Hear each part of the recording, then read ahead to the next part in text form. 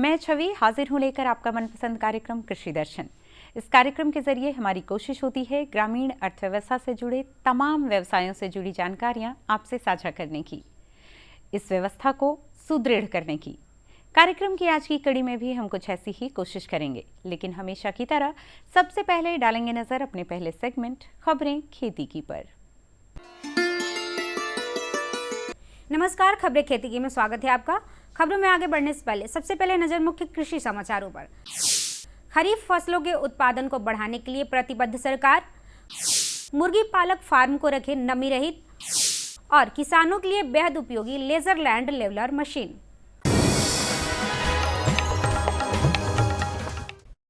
फसलों के उत्पादन बढ़ाने में राज्य सरकार किसानों को सभी साधनों में मदद करने के लिए पूरी तरह तैयार है।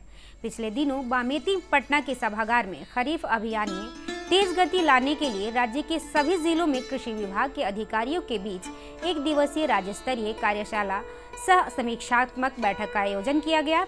इस बैठक में कृषि विभाग से जुड़े पदाधिकारियों ने समस्या और निराकरण पर चर्चा की। राज्य के कृषि विभाग के माननीय मंत्री श्री मंगल पांडे ने कहा, राज्य के किसानों को सरकार हर संभव मदद करेगी। और आज की यह जो कार्यशाला विशेष तौर पे रखी गई है, इस खरीफ के मौसम में इन सारे फसलों के उत्पादन को बढ़ाना और किसानों को सुविधा उपलब्ध कराना, और इसमें हम निश्चित रूप से पीछे के वर्षों की तुलना में और बेहतर परिणाम देंगे। किसान भाई बहनों, खाद्यान्न फसलों में धान की फसल को प्रमुख माना जाता है। ऐसे में समयानुसार उन्नत प्रभेदों का चयन करके ही धान का बिचड़ा लगाएं। इन दिनों लंबी और मध्यम अवधि वाले बीजों का चुनाव कर सकते हैं। लंबी अवधि वाले प्रभेद हैं सोना सबौर, MTU 70-29, राजेंद्र मसूर की बुआई कर सकते हैं। मध्यम अवधि के प्रभेद हैं राजेंद्र भगवती, राजेंद्र श्वेता और राजेंद्र मसूर। इनका प्रयोग कर आप ज्यादा से ज्यादा लाभ ले सकते हैं।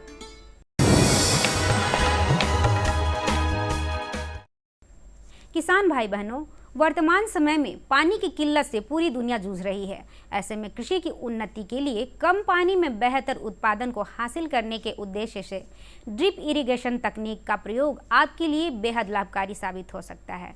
इस तकनीक द्वारा पाइपों से पानी सीधे पौधों की जड़ों तक पहुंचता है, जिससे कि पौधे को भरपूर नमी भी मिल पाती है और दूसरी तरफ पानी की बचत भी होती है। ड्रिप सिंचाई वर्तमान समय में पानी की कमी के मद्देनज़र आपको पानी का कुशलतापूर्वक उपयोग करने में मदद कर सकती है। एक अच्छी तरह से डिज़ाइन की गई ड्रिप सिंचाई प्रणाली व्यवहारिक रूप से अपवाह, गहरे रिसाव या वाष्पीकरण के कारण पानी नहीं खोती है। ड्रिप सिंचाई फसल की पत्तियों, तनों और फलों के साथ पानी के संपर्क को कम करती है। इस प्रकार रोग की शुरुआत के लिए परिस्थितियां कम अनुकूल हो सकती है।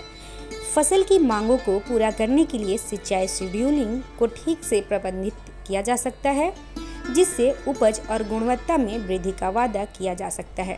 ड्रिप सिंचाई से कृषि रसायनों का अधिक कुशलता से उपयोग किया जा सकता है। चूँकि केवल फसल की जड़ वाले क्षेत्र की सिंचाई की जाती है, इसलिए मिट्टी में पहले से मौजूद नाइट्रोजन का रिसाव कम होता है और लगाए गए उर्वरक का अधिक कुशलतापूर्वक से उपयोग किया जा सकता है। कीटनाशकों के मामले में कम उत्पादन की आवश्यकता होती है।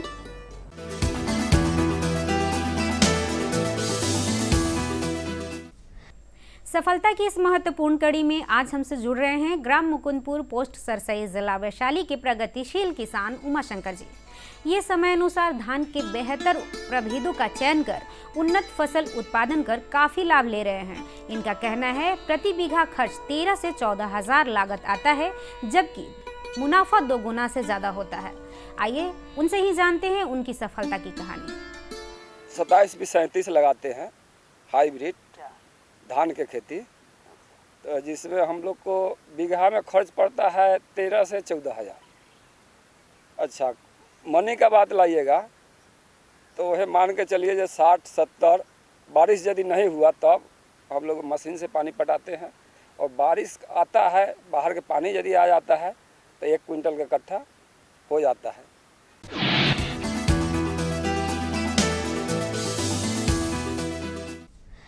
लेजर लैंड लेवलर को लेजर समतल भी कहा जाता है। यह मशीन किसानों के लिए बेहद उपयोगी है, विशेषकर ऐसे किसानों के लिए जिनके खेत पूर्ण रूप से समतल नहीं है, उबड़ खाबड़ हैं। ऐसे खेतों को खेती लायक बनाने का काम इस लेजर लैंड लेवलर मशीन की सहायता से किया जाता है। इस मशीन का काम भूमि को समतल बनाना है ताकि उस भूमि पर खेती करना आसान हो जाए। इससे फसल पर समान रूप से सिंचाई होती है, जिससे पानी की बचत भी होती है। आप जानते हैं क्या है आज का मंडी भाव? आइए अब चलते हैं बाजार समिति सब्जी मंडी पटना, जहां जानेंगे आलू और प्याज के ताज़ा भाव। नया लाल आलू 3000 रुपये प्रति क्विंटल, नया सफ़ेद आलू 2800 रुपये प्रति क्विंटल और लोकल प्याज 2800 रुपये प्रति क्विंटल। अब समय है मौसम पूर्वानुमान का। मौसम विभाग से प्राप्त जानकारी के अनुसार कल राजधानी पटना का अधिकतम तापमान 38 डिग्री सेल्सियस एवं न्यूनतम तापमान 30 डिग्री सेल्सियस रहने की संभावना है। किसानों के चेहरे पर खुशहाली, हर खेत को मिल रहा है पानी। ये है न्यू इंडिया की कहानी। फसलों की भरपूर पैदावार के लिए बीज और खाद के साथ साथ जल एक महत्वपूर्ण कारक है। पानी की बचत न केवल मिट्टी के स्वास्थ्य में सुधार करती है, बल्कि उत्पादकता बढ़ाने और पर्यावरणीय लाभ प्रदान करने में भी मदद करती है। इसके अलावा पानी की उतनी ही मात्रा से लंबे समय तक सिंचाई तथा विस्तारित क्षेत्र में सिंचाई करने में भी मदद मिलती है।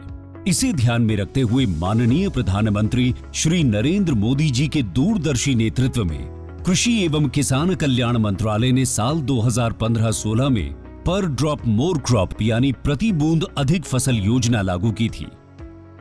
पर ड्रॉप मोर क्रॉप पर सरकार का बहुत जोर है और ये समय की मांग भी है। साथियों, माइक्रो इरिगेशन भी इनपुट कॉस्ट कम करने का और ज्यादा प्रोडक्शन का बहुत बड़ा माध्यम है और एक प्रकार से एनवायरनमेंट की भी सेवा है। सूक्ष्म सिंचाई के माध्यम से उपलब्ध जल संसाधनों के उपयोग को इष्टतम किया जा रहा है। इसका उपयोग सटीक सिंचाई और बेहतर ऑन फार्म जल प्रबंधन प्रथाओं को बढ़ावा देने के लिए भी किया जा रहा है। सूक्ष्म सिंचाई का ये तरीका भंडारित जल के संरक्षण और प्रबंधन में भी मददगार है। सूक्ष्म सिंचाई को दो तरीकों से अपनाया जाता है। पहला, ड्रिप इरिगेशन। इस तकनीक में पानी को पौधों की जड़ों पर बूंद बूंद करके पहुंचाया जाता है। इस कार्य के लिए पाइप, नलियां तथा एमीटर का नेटवर्क लगाना पड़ता है। इसे टपक सिंचाई या बूंद बूंद सिंचाई भी कहते हैं। दूसरा तरीका है स्प्रिंकलर इरिगेशन। इस तकनीक में दबाव के तहत पानी का छिड़काव किया जाता है और बारिश के रूप में पाइपों के नेटवर्क से जुड़े नोजल सेट के माध्यम से पौधों पर बरसाया जाता है। योजना के मूल्यांकन से पता चला है कि माइक्रो इरिगेशन से जल उपयोग दक्षता में लगभग 30 से 70% तक सुधार हुआ है। विभिन्न फसलों की उत्पादकता में 9 से 60% तक की वृद्धि हुई है तथा गुणवत्ता भी बढ़ी है। किसानों की आय में 10 से 69% तक की बढ़ोतरी हुई है। पंपिंग में विद्युत ऊर्जा और डीजल की बचत हो रही है। साथ ही इससे ग्रामीण क्षेत्र में रोजगार के अवसर भी उत्पन्न होते हैं। पर ड्रॉप मोर क्रॉप यानी प्रति बूंद अधिक फसल के तहत ड्रिप और स्प्रिंकलर सिस्टम के लिए सरकार छोटे और सीमांत किसानों को 55% और अन्य किसानों के लिए 45% की सहायता प्रदान करती है। इसके अलावा कुछ राज्य सूक्ष्म सिंचाई को प्रोत्साहित करने के लिए किसानों को अतिरिक्त सब्सिडी भी प्रदान करती है। इसे लगाने के लिए एक लाभार्थी को अधिकतम 5 हेक्टेयर क्षेत्र में सूक्ष्म सिंचाई हेतु सहायता मिलती है। पिछले 9 वर्षों में प्रति बूंद अधिक फसल यानी PDMC योजना के माध्यम से सूक्ष्म सिंचाई के तहत लगभग 78 लाख हेक्टेयर क्षेत्र को कवर किया गया है, जो कि 81% से अधिक सूक्ष्म सिंचाई कवरेज है। इसके अलावा सूक्ष्म सिंचाई के कवरेज के विस्तार के लिए नाबार्ड के साथ मिलकर 5000 करोड़ रुपए की सूक्ष्म सिंचाई कोष यानी MIF बनाया गया है एवं इस कोष को 10,000 करोड़ रुपए तक बढ़ाना प्रस्तावित है। पर ड्रॉप मोर क्रॉप योजना का लाभ पाने हेतु अपने नजदीकी कृषि एवं उद्यान विकास के कार्यालय से संपर्क करें। माननीय प्रधानमंत्री श्री नरेंद्र मोदी जी के मार्गदर्शन में देश का किसान अब आत्मनिर्भर होकर खुशहाली की ओर अग्रसर है। देश अब संकल्प से सिद्धि की ओर बढ़ चला है।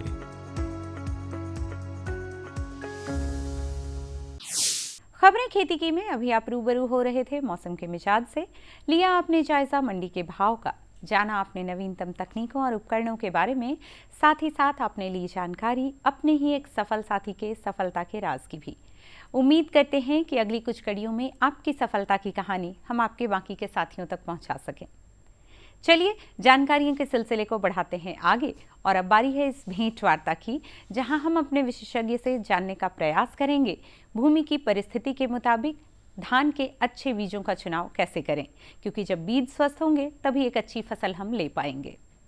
किसान बंधुओं नमस्कार। यह जो समय है वो धान का बिछड़ा गिराने का है और कई किसान ऐसा कर रहे हैं। किसान बंधुओं, ये धान का बीज का जब आप चयन करते हैं तो आपके दिमाग में, आपके जहन में कई बातें होती है। जैसे कम समय में तैयार होने वाला बीज का आप चयन करते हैं। आपके जहन में यह भी बात होती है कि हम वैसा बीज का चयन करें जो जल्दी तैयार हो जाए, साथ ही वैसा बीज का चयन करें जिसका उत्पादन ज़्यादा से ज़्यादा हो। ज़्यादा दिमाग में यही बात होती है कि हम उस तरह का बीज का चयन करें जो ज़्यादा उत्पादन दें। कई बार तो किसान आप ये भी करते हैं कि जो दुकानदार कह दिया वही बीज आप ले आते हैं। लेकिन किसान बंधुओं, ध्यान देने वाली बात यह है और अपने दिमाग में रखने वाली बात यह है कि आपका भूमि किस प्रकार का है। आपका भूमि ऊंची स्तर का है, मध्यम है या लो लाइन एरिया जिसका कहते हैं कि जहां पानी जम जाता है। अगर इस तरह का भूमि है तो इन चीज़ों का भी ध्यान में रखते हुए आप बीज का चयन करें। तो आज हमारे चर्चा का विषय यही है कि ज़मीन की परिस्थिति के अनुसार बीजों का चयन कैसे करें। और जब आप ये जानेंगे कि आपका भूमि किस तरह का है, ऊंची है, मध्यम है या निचले स्तर का है, तब आप और इस तरह का जब आप बीज चयन करेंगे इसको ध्यान में रखते हुए, तब आपका उत्पादन भी अच्छा होगा। तो आज हम इन्हीं मुद्दे के आसपास चर्चा करेंगे। तो आज हम चर्चा करने के लिए आज हमारे साथ हैं कृषि विज्ञान केंद्र जहानाबाद के कृषि वैज्ञानिक डॉक्टर मनोज कुमार। सर, बहुत बहुत स्वागत आज के कृषि दर्शन कार्यक्रम में। सर, चूँकि ये बहुत ही एक तरह से समकालीन विषय है, तो मैं आपसे ये जानना चाहूँगा कि जब हमारे किसान अपने बीजों का चयन कर रहे हैं तो उसमें भूमि का जो परिस्थिति की जो हमने बात की उसका कितना महत्वपूर्ण है और उन्हें क्यों इसका ध्यान रखना चाहिए। अभी का जो समय है धान की खेती के लिए बहुत ही महत्वपूर्ण समय है और जैसा कि रोहिणी नक्षत्र पार कर गया है और मृगशिरा में हम लोग है जो कि प्रवेश कर चुके हैं, तो किसान भाइयों को हम लोग सलाह देते हैं, अक्सर हम लोग बताते हैं कि यदि धान की अत्यधिक पैदावार लेना है तो आप जब बीज डालते हैं, बीज बाज़ार से ख़रीदते हैं, तो इस बात का ज़रूर ध्यान दें कि आपका ज़मीन की परिस्थिति कैसी है। जैसा कि आप जानते हैं कि धान की जो खेती होती है उसमें 4 परिस्थिति के हर एक गाँव में ज़मीन है। ऊंची ज़मीन है, मध्यम ज़मीन है, नीची ज़मीन है और गहरा जल है। ऊंची ज़मीन का मतलब ये होता है कि जहाँ पर बारिश हो या सिंचाई दें तो एक बूंद भी मतलब 2-3 घंटा के बाद जल जमाव न हो, तो उसके धान के प्रजाति अलग होंगे। उसके जो धान के प्रजाति होंगे उसका मैं बता रहा हूँ प्रभात होगा, उसमें है जो कि सूक्ष्म सम्राट होगा, सबौर अर्धजल होगा इत्यादि। ये सब धान है जो कि मतलब आपका है जो कि ऊंची ज़मीन के लिए है और इसका जो अवधि होता है 110 से 120 दिन की होती है। इसी में एक सहभागी धान की प्रजाति है जो कि ये चारों प्रजाति में सबसे बढ़िया माना जाता है। उसके बाद जो हम कहते हैं मध्यम ज़मीन की बात करते हैं, तो मध्यम ज़मीन का मतलब हो गया कि जहाँ पर 1 इंची से लेकर आपको है जो कि 1 फुट तक जल जमाव होता है उसको हम मध्यम ज़मीन कहते हैं। और इसके लिए जो धान की प्रजाति है वो राजेंद्र श्वेता है, राजेंद्र सुभाषनी है, राजेंद्र मंसूरी 1 है, MTU 7029 है। तो ये चारों प्रजाति में से कोई आप चयन कर सकते हैं और इसका जो अवधि होता है वह 130 से 140 दिन, या राजेंद्र मंसूरी की बात करते हैं तो 150 से 160 दिन की प्रजाति है।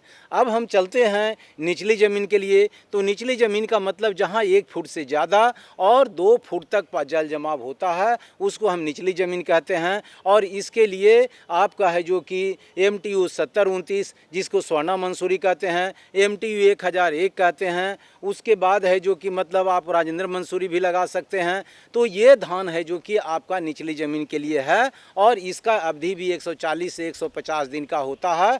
और उसके बाद यदि हम बात करते हैं तो गहरा जल, जैसा कि नाम से विदित हो रहा है, गहरा जल जाल, यानी जहाँ पर 2 फीट से ज़्यादा और 4 फीट तक जाल जमाव होता है उसको हम गहरा जल कहते हैं। इसके लिए जो प्रजाति का नाम है वो आपका पानी धान 1 है, पानी धान 2 है, सुधा है, शकुंतला है, वैदेही है, बाज़ार में रंजीत मंसूरी के नाम से भी धान आता है, किशोरी है। तो ये सब जो प्रजातियां हैं वो आपका 150 से 160 दिन की होती है। तो ये 4 परिस्थितियों में किसान बंधुओं को धान की खेती करनी चाहिए और बीज का बिचड़ा डालना चाहिए। डॉक्टर मनोज सर, आपने एक तरह से विस्तार से ये बताया कि ज़मीन जिस भी प्रकार के लिए है उसके लिए अलग अलग वेराइटी है, और आपने बहुत सारे वेराइटी का नाम भी बताया। लेकिन अब एक सवाल जो हमारे किसान साथियों के दिमाग में आ रहा होगा वो ये कि सर ने इतना सारा वेराइटी तो बता दिया, तो वो अगर बाज़ार में जाते हैं तो क्या बाज़ार में सारी वेराइटी उनको मिल जाएगी, या आप चूँकि कृषि विज्ञान केंद्र से आप खुद हैं तो वहाँ उनको क्या इसमें सहयोग मिलता है बीज प्राप्त करने में? देखिए, आपका जो प्रश्न है बहुत ही महत्वपूर्ण है और धान की खेती में इसका बहुत ही ज़्यादा भूमिका है। जैसा कि आप जानते हैं हमारे किसान बंधु को कि बीज के बारे में जानकारी होनी चाहिए। बीज क्या है और दाना क्या है, तो बीज एक छोटा सा जीव है जिसके कंधे के ऊपर एक विशेष जवाबदेही है। दाना भी एक छोटा सा जीव है जिसके कंधे के ऊपर कोई जवाबदेही नहीं है। जो मैंने पूर्व में बताया कि 4 परिस्थिति में चारों का अलग अलग प्रजाति, लगभग जो प्रजातियां हैं वो बाज़ार में सारी प्रजाति उपलब्ध नहीं हैं। तब इसके लिए आपको क्या करना होगा कि हमारे बिहार राज्य में 2 कृषि विश्वविद्यालय हैं। एक है बिहार कृषि विश्वविद्यालय सबौर हैं और जो कि भागलपुर में अवस्थित हैं, और दूसरा डॉक्टर राजेंद्र प्रसाद केंद्रीय कृषि विश्वविद्यालय पूसा समस्तीपुर हैं, और उसके अलावे बहुत सारे कृषि विज्ञान केंद्र हैं। तो यहाँ पर ये सारी प्रजाति का बीज उपलब्ध हैं और ज़रूरत है किसान बंधुओं को वहाँ से संपर्क स्थापित करके इन बीजों को खरीद के लाने का। लेकिन किसान बंधु को यह भी हम लोग सलाह देते हैं कि हर एक ज़िला में एक कृषि विज्ञान केंद्र है जहाँ पर किसान बंधुओं को हम लोग किसान बंधु ज़मीन के परिस्थिति के मुताबिक अपना बीज स्वयं बनावें, और उसके लिए 15 दिवसीय या 7 दिवसीय या 60 दिन का भी प्रशिक्षण दिया जा रहा है। और प्रशिक्षण देकर बहुत सारे किसान बंधु धान का बीज अपना स्वयं बना रहे हैं, जिससे क्या हो रहा है कि बीज के मामले में हमारे किसान बंधु आत्मनिर्भर हो रहे हैं।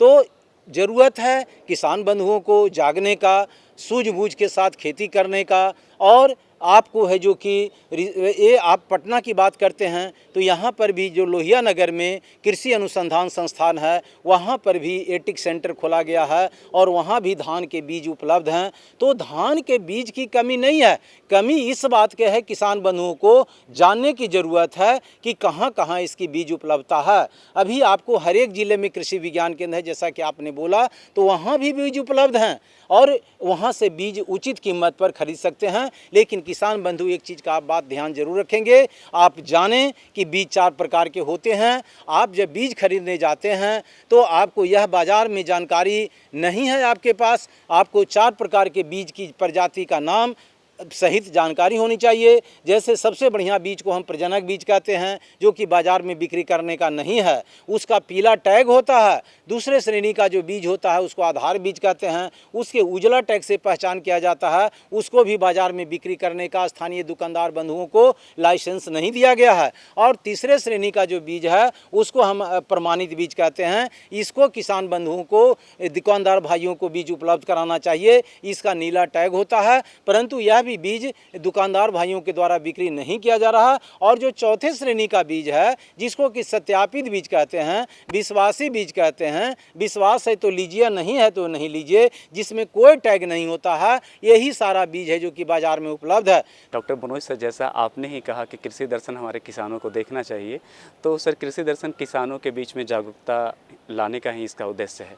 और मैं इसी को बढ़ाते हुए आपसे ये सवाल पूछ रहा हूँ कि हमारे किसान जो हैं सर अभी एक खास प्रकार के धान को उगाने के लिए ज़्यादा प्रोत्साहित हैं, जैसे जिस चावल का दाना जो है वो लंबा होता है। तो मैं आपसे जानना ये चाहूँगा कि वो किस्म का नाम क्या है जिस धान के चावल का वो दाना है जो लंबा होता है। और एक बात आपसे ये भी पूछना चाहूँगा कि कई किसान कृषि विज्ञान केंद्र तो जानते हैं उनके ज़िले में स्थित है, लेकिन उन्हें ये पता नहीं होता कि वहाँ हम कौन कौन से डॉक्यूमेंट लेके जाएंगे तो हमको वहाँ धान का जो बीज है वो मिल जाएगा।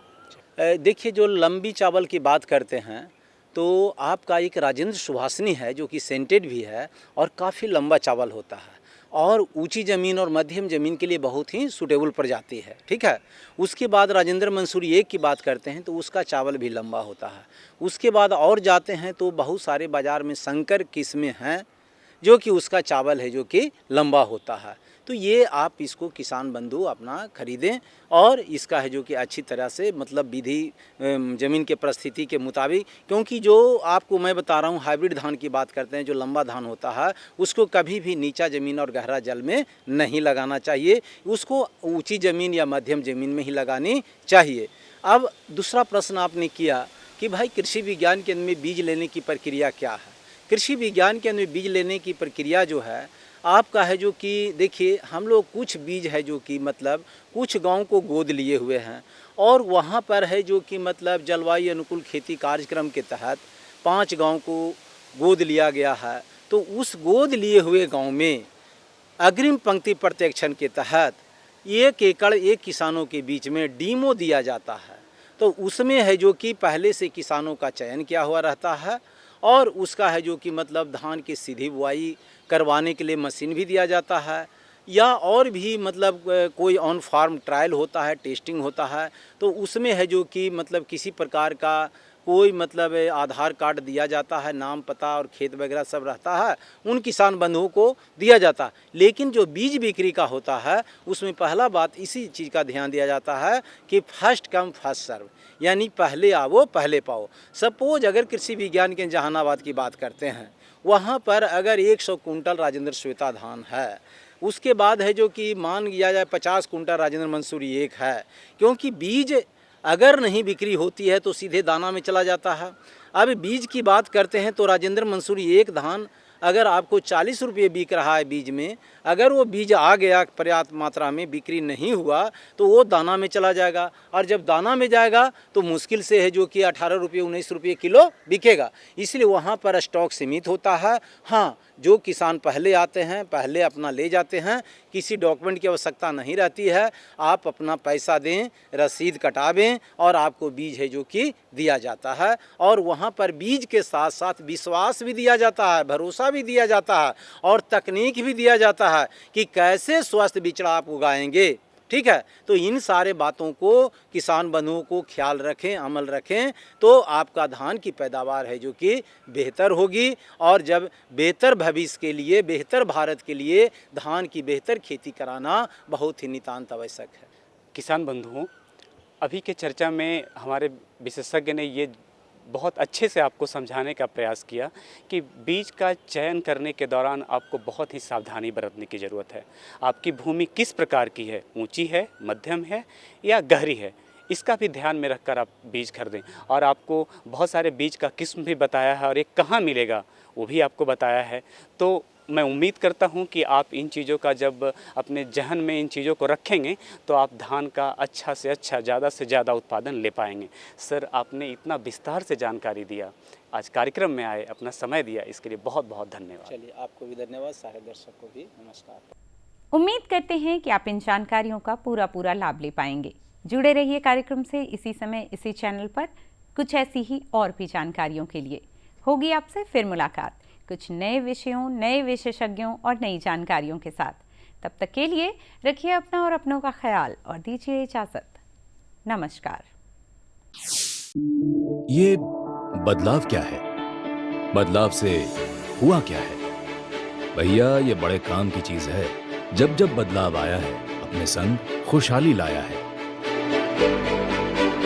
इंसान की सोच में अगर बदलाव आ जाए तो सब कुछ मुमकिन है, सब कुछ संभव है। अब ये बदलाव फिर आ रहा है और इस बार ये देश के हर हिस्से की सूरत को बदल कर रहेगा। दूरदर्शन किसान, देश के किसानों का अपना चैनल, जल्द आ रहा है एक नए रंग रूप में।